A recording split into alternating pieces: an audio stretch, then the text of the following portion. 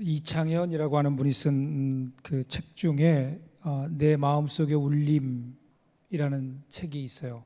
물론 다 안 봤을 거예요. 거기에 보면 이런 내용이 나와요. 잘 한번 들어봐요. 브라운관 TV가 고물상에 있으면 고물, 백남준에게 있으면 보물, 마이클 조던은 야구계에 있을 땐 고물, 농구계에 있을 땐 보물, 고물과 보물은 위치에 따라 달라진다. 당신은 어디에 있을 때 보물인가? 똑같은 거지만 어디에 있느냐에 따라서 가치가 달라지죠.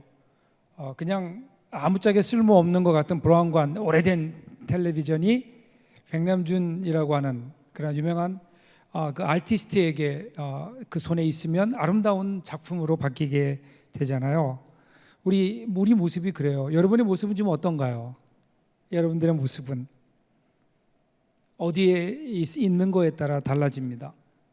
성경은 모든 사람은 죄인이다, 죄를 범하였기 때문에 하나님의 영광에 이르지 못한다, 다 죄인이다 이렇게 얘기해요. 그런데 항상 우리의 원래 모습은 죄인이지만 우리가 어디에 있느냐에 따라 죄인이 아니라 의인이 되기도 해요. 예수 그리스도의 십자가 안에 있으면, 은혜 안에 있으면, 그러면 우리가 그 은혜를 힘입어 의인이 되는, 그래서 죄인이지만 의인이 될 수 있는, 어디에 있느냐 이것에 따라서 우리의 삶의 모습이 운명이 달라지게 되죠. 시편 1편 3절도 보면 그는 시냇가에 심은 나무가 철을 따라 열매를 맺으며 그 잎사귀가 마르지 아니한 같으니 그가 하는 모든 일이 다 형통하리로다. 똑같은 나무지만 그 나무가 어디에 심기워지느냐에 따라 달라지는 거예요. 시냇가에 물가에 심기우면 그러면 시절을 때에 따라서 꽃이 피고 열매를 맺게 되죠. 그런데 만일에 그 똑같은 나무가 사막의 한 가운데 심기워졌다고 생각해 보세요. 그러면 그 나무는 말라 죽을 수밖에 없죠. 똑같은 나무지만 어디에 있느냐에 따라 달라져요. 여러분은 어떻습니까? 여러분은 지금 어디에 있습니까? 과연 여러분들이 있는 그 자리가 여러분들을 빛나게 하고 있는가? 아니면 혹시 그 반대의 경우인가? 어디에 있는가? 중요한 질문입니다. 나는 어디에 있는가? 오늘 우리가 읽었던 말씀이 이 질문에 대해 답해 주고 있습니다. 여러분, 오늘이 히브리서 마지막 시간이에요. 지난 5주 동안 히브리서를 읽었는데 여러분 히브리서 듣느라고 수고했어요. 하는 사람은 더 힘들어요. 히브리서 굉장히 어려운데, 그런데 오늘 그 히브리서의 결론입니다. 히브리서를 쓴 목적이 뭐죠? 누구에게 썼을까요? 초대교회에 처음으로 유대인으로서 예수를 믿은 크리스찬들에게 쓴 거예요. 유대인으로서, 원래 유대인이었는데 예수 그리스도에 관한 복음을 듣고 그들이 예수 믿는 사람이 됐어요. 자, 그리고 신앙생활 하는데 문제가 생겼어요. 뭐냐면 율법과 복음 사이에서 그들은 구약의 율법을 원래 믿고 있었는데, 그런데 예수 그리스도 안에서 그 모든 율법이 완성되었다 하는 것을 믿고 이제 그리스도인이 되었는데, 신앙생활 하다 보니까 그게 쉽나요? 율법과 복음 사이에 자꾸만 왔다 갔다 해요. 거기에다가 또 다른 유대인들이 막 핍박을 하고, 그리고 못 살게 굴고, 그리고 그들을 유혹하기 시작해요. 그래서 흔들리는 사람들이 생겼어요. 그들 가운데 몇 사람들은 다시 유대교로, 옛날 구약의 율법으로 돌아간 사람들도 있어요. 이것에 대해서 지금 히브리서 기자가 그 유대인 크리스찬들에게 쓰고 있는 편지예요. 흔들리지 말라는 거예요. 흔들리지 말아라. 그러면서 무엇을 얘기하나요? 오늘 본문 13절 중간 보시면, 13절 보시면, 그런즉 우리도 그의 치욕을 짊어지고 영문 밖으로 그에게 나아가자. 분명히 어디에 있어야 되는가, 크리스찬들이 어디에 있어야 되는가에 대한 답으로 영문 밖 이렇게 얘기하는 거예요. 영문 밖으로 나가자. 영문 밖이 어디예요? 영문 밖, 그러면 영문 안도 있겠죠. 그러면 영문이 뭘까요? 여러분, 영문은요, 이스라엘 사람들이 이집트에서 나와서 40년 동안 광야 생활할 때, 그때 거기에서 이 영문이라는 말이 생겨났어요.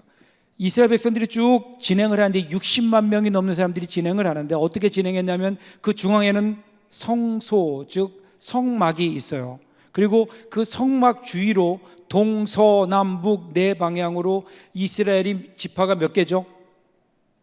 12개. 12개니까 그것을 4로 나누면 빨리 계산해 봐요. 세 지파씩 동서남북으로 배치가 됐어요. 그래서 그냥 막 자기 마음대로 가는 게 아니라 일정한 진을 이루면서 진행을 하고 그대로 또 멈추기도 했어요. 그러니까 광야에서 그 진대로 진영을 이루며 간 거예요. 그 진영을 영문 그렇게 얘기해요. 진영, 영문. 영어로 얘기하면 캠프예요. 캠프. 그 캠프를 만들어서 그 안에 있는 거예요. 그러니까 영문 밖이라고 하는 것은 그 진영 바깥을 얘기해요. 진영 바깥이 어딜까요? 광야예요. 사람이 살 수 없는 곳이에요. 진영 안은 사람이 살 수 있는 곳. 이렇게 진영 안과 진영 밖으로 나뉘어졌죠. 나중에는요, 이게 어떤 일이 되는가 하면 진영 바깥이 사실은 진영 밖은 불결한 위험한 곳, 위험한 장소, 보호가 없거든요. 거기에다 레위기 16장 27절부터 28절에 보면 속죄제로 숫송아지나 염소를 제물로 드릴 때 그 제물의 피는 제단에 뿌리지만 그 모든 그 바디들은 짐승의 그 몸은 어디서 태웠는가? 밖으로 가지고 나가서 그 진영 바깥에 가서 태웠어요. 왜냐하면 그건 부정한 것이기 때문에 모든 이스라엘 백성들의 죄를 짊어진 죄 덩어리이기 때문에 죄가 대속하기 위해서 그것을 바깥으로 가지고 나가서 부정한 것이기 때문에 바깥으로 가지고 나서 태웠어요. 여러분 그뿐인가요?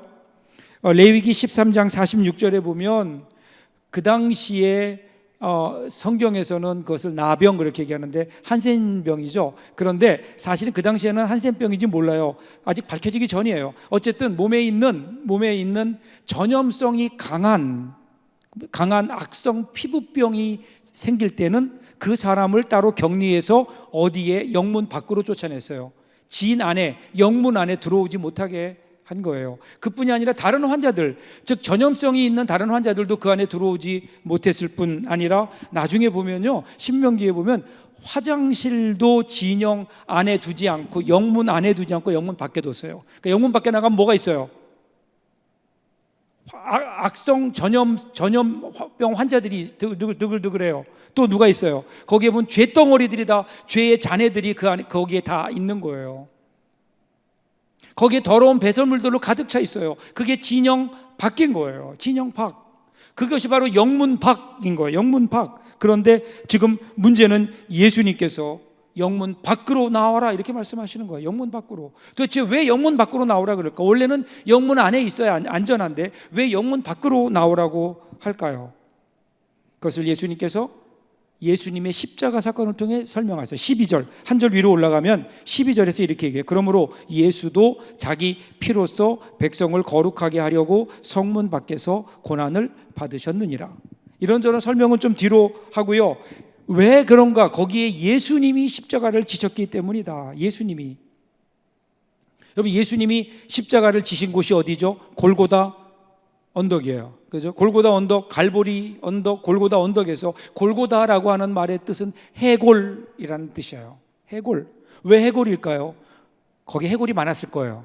왜 해골이 많았을 거예요? 거긴 사형 집행하는 곳이에요. 사람을 죽이는 곳이에요. 사람의 죽음이 있는 곳. 그곳은 어디인가 하면요, 그곳은 예루살렘 성 밖이에요. 아까 얘기했던 그 영문, 그 영문이 이제는 진영을 갖추며 살던 그 진영이 이제는 예루살렘 안으로 가나안 땅에 들어오면서 예루살렘으로 바뀌게 되죠. 정착하면서 예루살렘 성으로 그대로 바뀌게 돼요.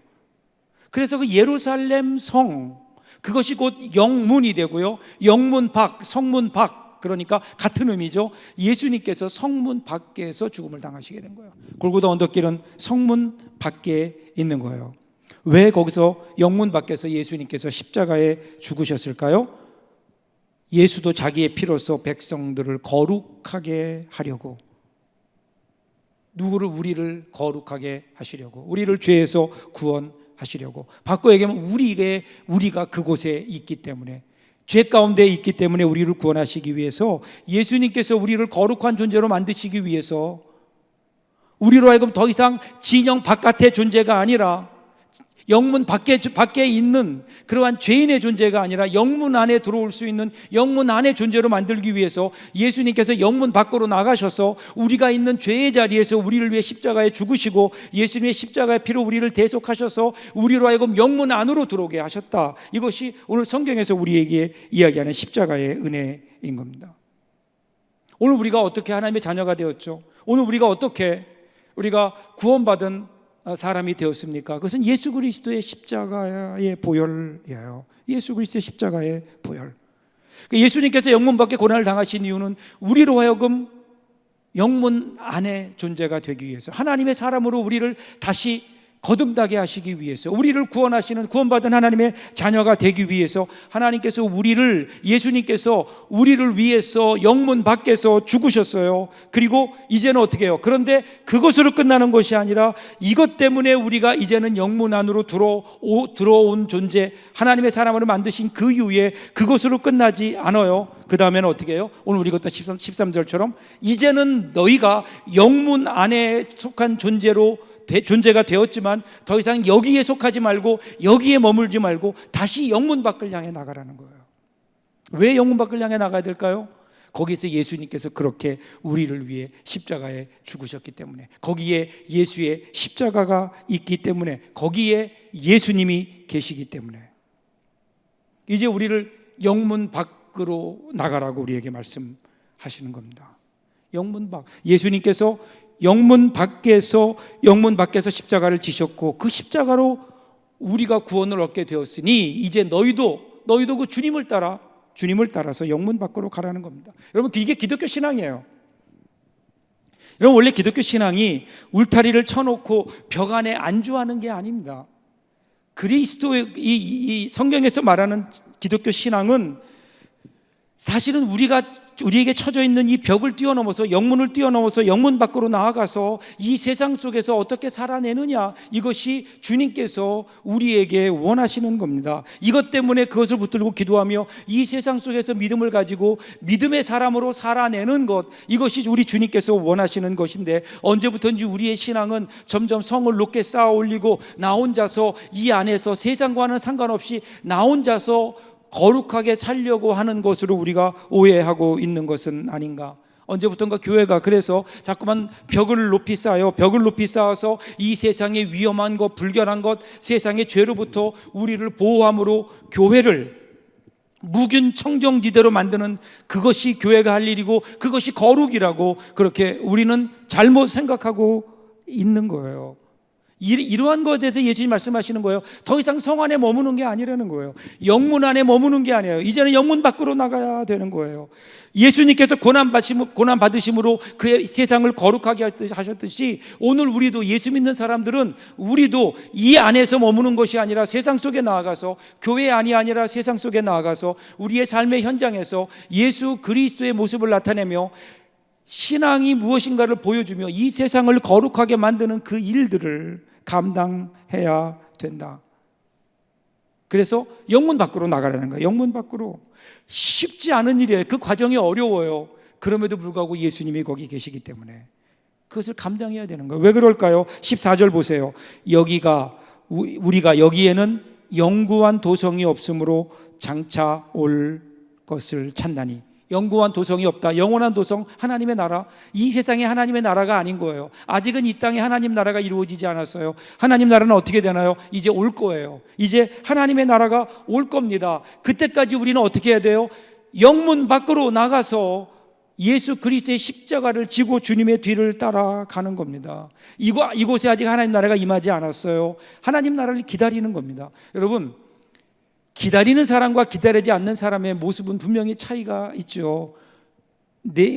오늘 이곳이 내 목적인 사람과 이곳이 목적이 아니라 아직 그 목적이 오지 않고 미래를 바라보는 사람들에게는 분명히 삶의 모습의 차이가 있습니다. 내일이 없다고 오늘이 다라고 살아가는 사람과 내일이 있고 그 내일에 대한 소망을 가지고 사는 사람은 분명히 삶의 모습이 다를 수밖에 없습니다. 그래서 지금 성문 안에 거하는 것이 아니라 여기가 영원한 도성이 아니기 때문에 그 영내를 빠져나와서 영문 밖으로 나가서 영문 밖으로 나가는 그 길이 하나님 나라를 기다리고 하나님 나라를 건설하는 시작이 되는 거예요. 왜냐하면 예수님께서 거기서 시작하셨기 때문에 영문 밖으로 나가라는 겁니다. 오늘 우리의 삶이 빛나기 위해서, 우리 삶이 하나님 보시기에 아름다운 삶이 되기 위해서 오늘 우리가 있어야 될 자리는 영문 안이 아니라 영문 밖인 거예요.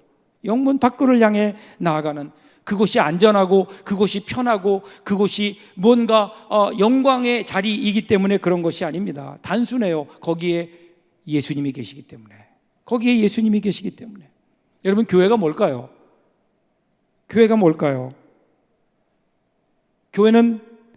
분명히 교회는 구원과 관련이 있습니다. 그래서 교회 밖에는 구원이 없다 이렇게 이야기하죠. 교회 밖에는 구원이 없습니다. 저도 거기 동의합니다. 그런데 한 가지 더 질문해야 될 게 있어요. 그럼 교회가 뭡니까? 교회가 어디입니까?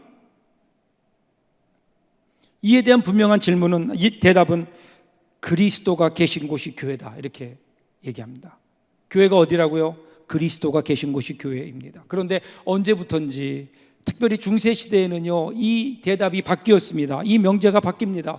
교황이 있는 곳이 교회다 이렇게 그들은 생각했습니다. 그리스도가 계신 곳이 아니라 교황이 있는 곳이 교회다. 사람 중심으로 바뀌게 되는 겁니다. 여러분, 이것에 대해서 이것이 아니라고 일어난 사람들이 종교개혁자들이고 바로 우리 신앙의 뿌리가 거기에 있고 오늘 이 시대를 살아가는 우리들도 그러한 모습이어야 되지 않을까요? 교회가 어디입니까? 우리가 가야 될 곳이 어디입니까? 주님께서 우리가 가야 되는 영문밖에 어디입니까? 이 시대의 교회는요 목회자가 있는 곳이 교회가 아니잖아요. 건물이 있는 곳이 교회가 아니잖아요. 이 세상에 교회가 많이 있지만, 건물은 많이 있지만 진정한 교회는 어디일까요? 진정한 교회는 그리스도가 계신 곳입니다. 예수님이 계신 곳이 교회가 아닐까요? 그러므로 우리는 물어야 합니다. 과연 예수님이 계신 곳이 어디일까? 예수님이 계신 곳이 어디일까? 왜냐하면 그곳이 교회이고 그곳이 우리가 있어야 될 자리이기 때문에. 오늘 여러분은 지금 어느 자리에 있습니까? 예수님이 계시는 그곳에 내가 있어야 되는데 어느 때부터인지 우리는 예수님이 계시는 그곳으로 가는, 영문 밖으로 가는 길이 너무 힘들고 어렵고 불편하고 손해를 감당해야 된다는 부담 때문에 혹시 그 길을 우리가 포기하지 않았는지, 주님이 계시는 그곳이 아니라 내가 가기를 원하는 곳을 향해 나아가는 오늘 우리들의 연약한 모습은 아닌지. 예수님께서 우리를 위해 십자가에 죽어주셨어요. 그리고 우리를 그곳으로 불러주십니다. 그리고 이제 남은 것은 우리가 그곳을 향해 나아가는 겁니다. 영문 밖으로 나아가는 겁니다. 어떻게 나아가야 될까요? 그것을 오늘 성경에서는 우리가 드려야 될 제사라고 얘기합니다. 15절 보세요. 그러므로 우리는 예수로 말미암아 항상 찬송의 제사를 하나님께 드리자. 찬송의 제사. 우리가 드려야 될 것이 첫 번째, 우리의 모습이 주님께서 우리를 위해 십자가에 죽어주심으로 우리를 구원하셨어요.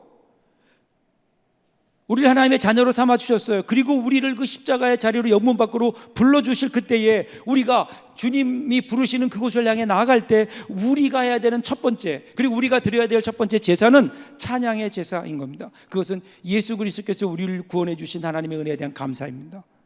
감사. 여러분, 우리 기독교는요 찬송과 깊은 연관이 있죠. 찬송. 제가 전에 미국에서 목회할 때 한 분이 돌아가셨어요. 우리 교우 중에 한 분이 돌아가셔서 장례를 치르는데 그 장례를 치르는 그 고인, 우리 교우의 친척인데 연세가 좀 있으신 분이에요. 이분이 장례식에 참여하러 멀리서 오셨어요. 비행기를 타고 오셨는데 쭉 장례식을 치르면서, 이분은 교회 처음이에요. 장례식을 치르면서 장례식이 끝난 다음에 저에게 그래요. 목사님, 저는 교회는 처음이고 교회에서 치르는 장례식도 처음인데 참 감동적이었습니다. 그래서 제가 뭐가 이렇게 감동적이었냐 그러니까 예수 믿는 사람들은 죽음 앞에서도 노래를 합디다. 죽음 앞에서도 노래를 합디다. 근데 그 노래가 어떤 노래예요? 슬픈 노래가 아니에요. 허망한 노래가 아닌 거예요. 그 앞에서 소망을 노래하더라라는 겁니다. 여러분, 이것이 그리스도인들의 모습 아닐까요? 우리가 드려야 될 찬미의 제사가 여기에 있잖아요. 예수님께서 우리를 위해 십자가에 죽어주심으로 우리 가운데 있는 영생, 영원한 구원에 대한 감격, 그 감격이 오늘 우리가 삶을 살다 보면 어려운 일이 있고 힘든 일이 있고 우리를 절망하게 하는 일이 있고 그리고 우리를 좌절하게 하는 일이 있지만 그 가운데 우리는 결코 굴하지 아니하고 찬양하며 주님의 은혜를 찬양하며 그 가운데 소망을, 그 가운데 힘을, 그리고 주님이 주시는 위로를 가지고 주님을 향해 나아가는 이 찬양이 우리의 입술에 끊이지 않는 것, 이번 한 주간 동안도 저와 여러분의 삶 속에 이 찬미의 제사가 끊이지 않기를 주님의 이름으로 축복합니다. 찬미의 제사, 그뿐이 아니라 16절 보세요. 오직 선을 행함과 서로 나누어 주기를 잊지 말라. 하나님은 이 같은 제사를 기뻐하시느니라. 이제는 단순히 감사하고 찬송하는 것만이 아니라 착한 일 하는 거예요. 선한 일 하는 거예요. 서로 나누어 주는 거예요. 이것이 그냥 단순히 윤리적이고 도덕적인 것이 아니라 그냥 구제하는 것이 아니라 이것이 우리가 드려야 될 하나님이 기뻐하시는 제사라고 얘기하는 거예요. 선행이 제사예요. 하나님께 드려지는 제사는 우리가 찬양하고 기도하고 교회 나와서 하나님께 예배드리고 이것만이 아니라 우리 삶 속에서 우리가 베푸는 작은 선행 하나, 착한 일 하나, 우리 어려운 이웃들에게 무언가를 나눠주는 그 일, 작은 일과 하나, 그것이 주님이 기뻐하시는 거룩한 산제사라는 겁니다. 산제사. 그래서 오늘 우리가 읽었지만 13장 시작하면서 1절부터 보세요. 구체적인 일들을 소개하잖아요. 1절에 보면 형제를 사랑해라, 2절에 보면 손님 대접하기를 잊지 말아라, 3절에 고난 중에 있는 사람을 돌아보아라, 4절에 음행하지 말아라, 5절에 돈에 매여 살지 말아라, 6절 7절 보시면 지도자들에게 순종해라. 이러한 것들에 대한 얘기를 구체적으로 하고 있는 거예요. 여러분, 신앙은요 추상적인 게 아니에요. 신앙은 어떤 교리에 대한 어떤 지적인 동의가 아니에요. 신앙은 삶이에요. 신앙은 삶이고 신앙은 구체적이어야 되는 겁니다. 여러분, 기독교의 신앙이라고 하는 것은 세상에 대해서 문 닫고 나 혼자서 돛 닦는 게 아니에요. 우리는 이 세상의 한복판에서, 이 더럽고 추한 세상의 한복판에서 하나님의 원하시는 일이 무엇인가를 깨닫고 그 하나님이 원하시는 일이 무엇이, 그 일들을 이루면서 땀과 눈물로 범벅이 되더라도 그 뜻을 이루기 위해서 결국은 하나님의 그 뜻을 이루어내는 그것이 우리의 거룩이고 그것이 오늘 우리가 걸어가야 될 길이 아닐까요? 영내에 거하는 게 아니에요. 영문 밖으로 가는 겁니다. 김기성 목사님이 쓴 책 중에 삶이 메시지다라는 책이 있는데 그 책에 그 서문에서 이렇게 얘기해요. 나는 믿습니다. 이거를 라틴어로 크레도, 이렇게 크레도 얘기하는데 이 크레도라는 말은 내 심장을 바친다, 그런 뜻이에요. 그러니까 신앙이라고 하는 것은요 심장을 바치는 거예요. 머리가 아니에요. 가슴만으로도 아니에요. 우리의 손과 발로 신앙을 붙드는 것. 그래서 믿음은 단순히 믿습니다라고 하는 말로 증명되는 것이 아니라 삶으로 증명되어 가는. 저와 여러분, 여러분의 삶을 통해서, 여러분의 삶 속에서, 여러분이 지금 공부하고 있는 학교에서, 직장에서, 가정에서 과연 우리는 믿음을 증명해내고 있는가? 이것이 우리가 드려야 될 거룩한 산 제사인데, 이것이 영문 밖으로 나가는 길인데 오늘 우리가 그것을 감당하고 있는가? 여러분, 우리가 예수 믿으면서 가장 힘들 때가요, 저는 사람들이 이렇게 저에게 물어볼 때예요. 예수 믿는 게 뭐냐? 예수 믿으면 뭔가 달라야 되지 않겠느냐? 예수 믿으면 뭐하냐? 착하게 살아야지. 이 말이 얼마나 저의 가슴에 아픈, 마치 칼처럼, 예리한 칼로 찌르는 것처럼 제 마음에 아플 때가 많아요. 여러분, 그렇지 않나요? 여러분, 우리가 예수 믿는다는 게 도대체 어떤 의미예요? 저와 여러분에게서 예수 믿는 건 어떤 의미입니까? 그냥 주일날 교회 나오는 거예요? 청년의 예배 나오는 게 그것이 우리가 과연 예수 믿는다는 의미일까? 예수 믿는 사람과 예수 믿지 않는 사람의 차이는 어디에 있을까요? 나중에 구원받아요? 하나님 앞에 가요? 물론 그럴 겁니다. 우리에게 보이지 않는 분명한 구원의 그 믿음의 하나님이 우리에게 주신 복이 우리에게 있을 거예요. 그러나 최소한 이 땅에 사는 동안 사람들을 향해서 내가 예수 믿는데 내가 너와 다른 게 있다라고 보여줄 게 있다면 뭘까요? 무엇을 우리는 보여줄 수 있을까요? 최소한 여러분 다른 것은 몰라도 우리가 누가 더 정직하냐? 예수 믿는 사람과 예수 믿지 않는 사람들 그 사이에 누가 더 정직한가? 이렇게 물을 때 예수 믿는 사람이 훨씬 더 정직해야 되는 거 아니에요?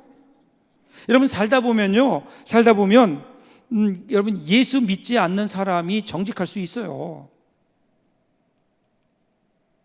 예수 믿지 않는 사람이 정직할 수 있고 예수 믿지 않는 사람이 성실할 수도 있어요. 그런데 저는 그럴 수도 있지만 예수 믿는 사람은 누구나 다 정직하고 성실해야 된다고 생각합니다. 최소한 우리가 정직하기 위해서 노력해야 되고 성실하기 위해서 노력해야 되는 거 아니에요? 왜 그래요? 우리가 믿는 하나님, 전능하사 천지를 만드신 그 하나님이 살아계시고 오늘도 불꽃 같은 눈동자로 우리를 보고 계시고 우리로 하여금 더 이상 영문 안에 거하지 말고 영문 밖으로 나와라, 나와 함께 십자가를 지자 불러내시는 주님의 음성이 지금도 살아있다고 우리가 믿는다면 그 주님의 음성 앞에, 살아계신 하나님의 불꽃 같은 눈동자 앞에 오늘 우리가 어떻게 허투루 살 수 있겠냐고요? 어떻게 아무렇게나 살 수 있겠냐고요? 최소한 우리가 예수 믿는 사람보다는 더 정직하게, 그들보다는 더 성실하게, 그들보다는 덜 거짓말하고, 그들보다 훨씬 더 착하게 살아야 되지 않겠느냐? 이것이 주님이 우리에게 요구하는 이것이 과연 과한 걸까요? 그것이 아니라면 우리는 예수 믿는다는 의미가 뭡니까? 그냥 나중에 죽어서 천국 가는 거예요. 오늘 우리 예수님은 우리를 영문 밖으로 가자고 부르십니다. 영문 밖이 위험해 보여요. 그럼에도 불구하고 거기에 가야 되는 이유, 예수님이 거기 계십니다. 예수님이 거기 계십니다. 그러기에 우리는 그 자리를 향해 나아가는 것 아닐까요? 주님이 그곳에서 우리를 부르시기 때문에 오라고, 내가 너와 함께 하겠다고. 여러분 걱정하지 마십시오. 두려워하지 마십시오. 그곳에 가면 안 될 것 같아요? 여러분 이 세상에 우리 주님 뜻대로, 하나님 뜻대로 살면 우리가 다 망할 것 같아요? 언제부턴가 사탄이 우리를 세뇌시켰습니다. 그래서 자기가 마치 이 세상의 주인인 것처럼 우리를 향해서 그렇게 세뇌시켰어요. 그래서 이 세상은 사탄의 뜻대로 돌아가는 것처럼 보입니다. 하나님 뜻대로 살면 망할 것 같은 오해가 우리 가운데 들어와 있다고요. 과연 그럴까요? 여러분 하나님은 지금도 살아계시고 여러분의 하나님, 우리가 믿는 하나님은 온 우주를 창조하시고 온 우주 만물을 주관하시는 그 하나님이세요. 하나님이 지금도 온 이 세상의 주인이 되셔서 세상을 움직여 가시는데 우리가 그 하나님의 뜻에 따라 사는데 망한다고요? 언제부터인지 사탄이 우리에게 심어놓은 이 잘못된 오해 때문에 우리가 거기에서 걸려서 혹시 한 발짝도 앞으로 나가지 못하고 있는 것은 아닌지 주님 부르세요. 뛰어넘으라는 거예요. 영문 밖으로 나와라. 영문 밖으로 나가자. 그래서 그곳에서 하나님께 거룩한 산 제사를 드리며 여러분이 가는 곳곳마다 여러분의 가정이나 여러분의 학교나 여러분이 속한 직장이나 어디서든지 거룩한 산 제사를 통해서 하나님께 영광을 돌리며 이 세상을 거룩하게 하는, 그리고 그곳에 그렇게 될 때 여러분의 삶이 그곳에서 빛나지 않을까요? 시냇가의 신기운 나무처럼 때를 따라서 열매를 맺고 꽃을 피워내는 아름다운 일들이 우리 가운데 있지 않을까요? 여러분들의 미래는 과연 어디에 있습니까? 여러분 오늘 발걸음을 어디로 옮기고 계십니까? 여러분들을 향하여 도전합니다. 주님이 가셨던 그 길, 그리고 주님이 부르시는 그 길을 한번 걸어보십시오. 하나님의 뜻에 따라. 그러면 우리의 삶 속에 주시는 하나님의 은혜가 우리 가운데 넘쳐나게 될 줄로 믿습니다. 이 부르심에 응답함으로 하나님의 은혜 가운데 살아가는 저와 여러분들 될 수 있기를 주님의 이름으로 축복합니다. 기도하겠습니다.